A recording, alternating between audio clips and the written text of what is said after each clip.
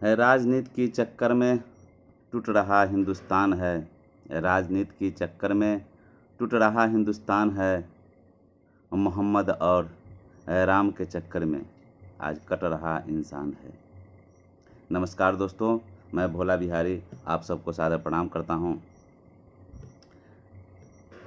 कन्हैया लाल के निर्मम हत्या और नूपुर शर्मा के विवादित बयान से पहले मैं हिंदू और मुसलमान दोनों को यह छोटी सी कहानी से अवगत कराना चाहता हूं कि क्या नूपुर शर्मा वास्तव में हिंदुत्व को समझे या वो मुसलमान जो कन्हैया लाल को निर्मम हत्या कर दिया, उन्होंने इस्लाम को समझा, उन्होंने मोहम्मद साहब को समझा। साथियों, जहाँ तक मैं जानता हूँ, छोटी सी कहानी पढ़ा था या कहीं सुना था कि मोहम्मद साहब इतने प्यारे व्यक्ति थे, शायद धरती पर वैसे प्यारे व्यक्ति बड़ी मुश्किल से जन्म लेते हैं। बुद्ध, कबीर, नानक, फरीद, मीरा, सहजोदया जैसे लोगों में से एक थे मोहम्मद साहब। उनकी जैसी कथा है कि मोहम्मद साहब प्रत्येक दिन स्नान करके पाक साफ हो करके नमाज़ पढ़ने के लिए पास के मस्जिद में जाते थे और एक महिला जिसका घर मस्जिद से के रास्ते में था, जब मोहम्मद साहब निकलते थे ऊपर से वह महिला कचरा फेंक देती थी मोहम्मद साहब के देह पर। मोहम्मद साहब मुस्कुराकर कचरा झाड़कर नमाज़ पढ़ने चले जाते थे। यह प्रत्येक दिन का घटना था। कई महीना बीत गया, मोहम्मद साहब ने बदले में उसको कोई जवाब न दिया, कुछ न कहा, अच्छा या बुरा कुछ भी न कहा। एक दिन जब मोहम्मद साहब पाक साफ होकर के नमाज़ पढ़ने के लिए जा रहे थे तो महिला ऊपर से कचरा फेंकी नहीं। मोहम्मद साहब थोड़ा रुक गए, फिर भी वो कचरा फेंका नहीं। बड़ी चिंतित हुए, नमाज़ पढ़ के आए, फिर भी वो महिला कचरा नहीं फेंकी। आसपास के लोगों से बड़े प्यारे शब्दों में उन्होंने कहा कि इस छत पर एक महिला रहती थी घर में, जो प्रतिदिन हमारे देह पर कचरा फेंका करती थी। आज बेचारी नहीं है, कहीं गई है क्या? लोगों ने कहा जी कि वो महिला बहुत बीमार है कई दिनों से। मोहम्मद साहब को बड़ी तकलीफ़ हुई। तुरंत उसके घर में देखे महिला बीमार से तड़प रही थी।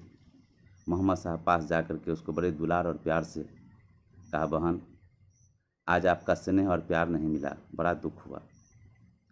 वो महिला अचंभित रह गई, मोहम्मद साहब से हाथ जोड़कर माफ़ी मांग रही थी। मोहम्मद साहब बड़े दुलार प्यार से उसको उठा करके इलाज करवाए।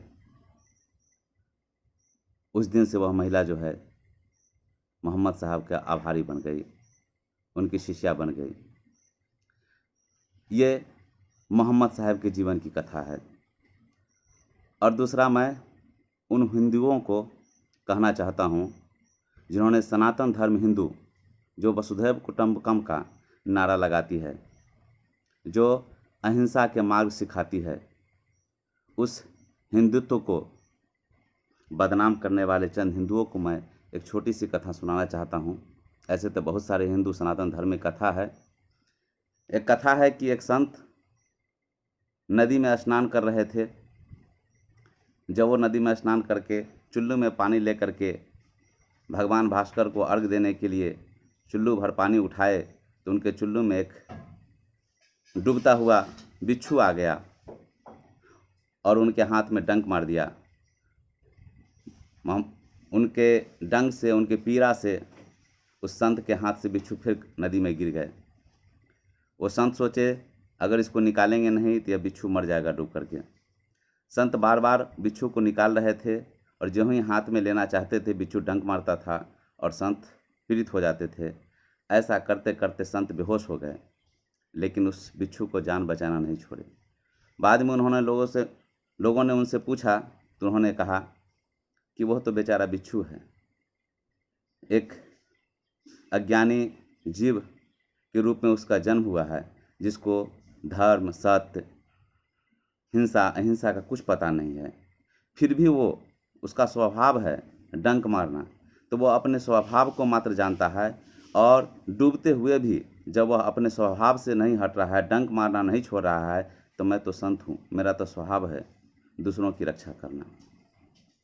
साथियों, ये हिंदू और मुसलमान जो दोनों में से कोई अपने धर्म की वास्तविक स्थिति को समझते नहीं और छोटी छोटी बातों पर विवाद करके और सुंदर वतन हिंदुस्तान को बर्बाद करने पर लगे हैं। ठीक है, नुपुर शर्मा अपने राजनीति के लिए चाहे जिस स्थिति में हो, उन्होंने टीवी पर बयान दे दिया मोहम्मद साहब के खिलाफ। उसकी मैं पूर्णतः निंदा करता हूँ। जो भी हो, किसी की आस्था जिसमें आस्था है उनकी आस्था को ठेस नहीं पहुंचानी चाहिए। भारत एक धर्मनिरपेक्ष देश है जहां प्रत्येक व्यक्ति को अपनी इच्छा के अनुसार धर्म को अपनाने की स्वतंत्रता है, किंतु इसका यह मतलब नहीं है कि हम दूसरे के धर्म की निंदा करें, दूसरे के धर्म की उपहास करें।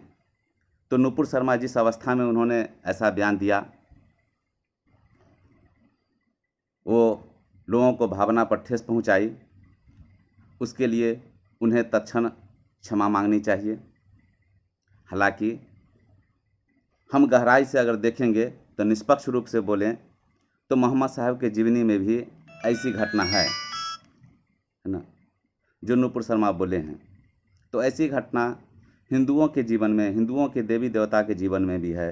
भगवान कृष्ण के जीवन को भी अगर पढ़ा जाए, कहा जाए तो ऐसी बातें आ सकती है। देवों के देव महादेव के जीवन को भी देखा जाए तो ऐसी बात हो सकती है। लेकिन यह अच्छा से समझ लेना चाहिए कि इससे किसी व्यक्ति के आचरण से उसकी व्यक्तित्व को नहीं झांका जा सकता है। भगवान कृष्ण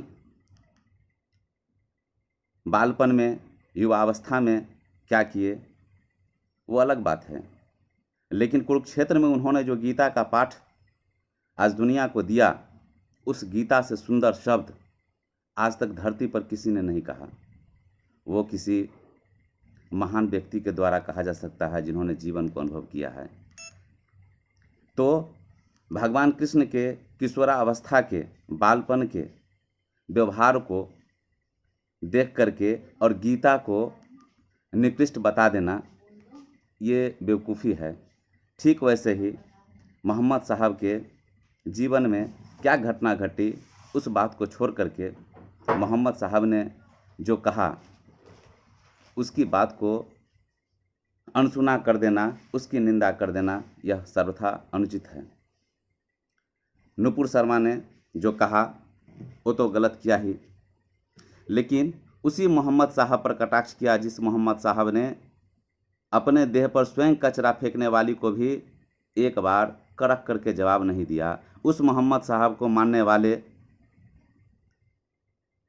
जो व्यक्ति राजस्थान के उदयपुर में सिर्फ इस छोटी सी गलती कि नुपुर शर्मा के बयान को कन्हैया लाल टेलर के पुत्र ने धोखे से अनजाने में बिना कुछ समझे फेसबुक पर पोस्ट कर दिया और उसके बदले में उन्हें पुलिस द्वारा कार्रवाई भी उन पर किया गया, पूछताछ भी की गई, समझौता भी कर दिया गया। उसके बाद उस मोहम्मद साहब के मानने वाले, मैं तो समझता हूँ वो मोहम्मद साहब को रत्ती भर नहीं समझे होंगे। अगर थोड़ा सा समझ लिए होते तो ऐसी घटनाएं नहीं करते कि दिन दहाड़े कन्हैया लाल को काट कर निर्मम हत्या कर देता। मैं इसकी घोर निंदा करता हूँ। साथियों, हम लोगों को हिंदुस्तान में हिंदू और मुसलमान के ठेकेदारों से बच कर के रहना होगा।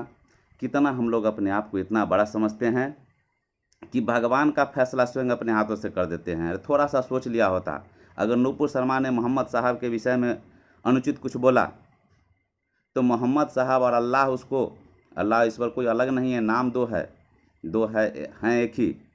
तो अगर मोहम्मद साहब पर उन्होंने निंदनीय टिप्पणी की तो थोड़ा सा अल्लाह पर सब्र करो भाई। नुपुर शर्मा को अल्लाह सज़ा दे देंगे। आप क्यों सज़ा देते हो? निश्चित रूप से आपको अल्लाह पर भरोसा नहीं है। आपको जब किसी से कुछ होता है तो आप कहते या अल्लाह, आप दुश्मन को सज़ा देना, और अल्लाह का फैसला आप कर लेते हैं। कोई मंदिर थोड़ा सा तोड़ दिया, चल देते हैं तलवार लेकर के। आपका घर टूटेगा तो जाइएगा कानून में, थाना में, कोर्ट में, और भगवान का मंदिर अगर धोखे से किसी ने तोड़ दिया या जान करके तोड़ दिया, तलवार लेकर खड़े हो गए, आप भगवान से भी ऊपर बने गए। मोहम्मद साहब पर कुछ बोल दिया तो मोहम्मद साहब से बड़े बन गए, चल दिए खुद इंसाफ करने के लिए। ये पूर्णतः गलत है भाई। अगर आपको अपने अल्लाह पर भरोसा होता तो आप कन्हैया लाल की ऐसी निर्मम हत्या नहीं करते। निश्चित रूप से आप मुसलमान हो ही नहीं सकते हैं, आप मोहम्मद साहब के अनुयायी हो ही नहीं सकते हैं। आप मोहम्मद साहब के दुष्प्रचारक हैं, और जो ईश्वर के, राम के, कृष्ण के कारण तलवार लेकर चल देते हैं, वो राम और कृष्ण के नहीं हो सकते हैं। अपने घर की रक्षा पुलिस से करवाते हैं और मंदिर की रक्षा तलवार लेकर खुद करने लगते हैं। अपने घर की रक्षा पुलिस से करवाते हैं, कानून से करवाते हैं, थक जाते हैं तो अल्लाह पर छोड़ देते हैं, और मोहम्मद साहब का न्याय दिलाने के लिए खुद तलवार लेकर चल दिए। बड़ी अफसोस की बात है साथियों।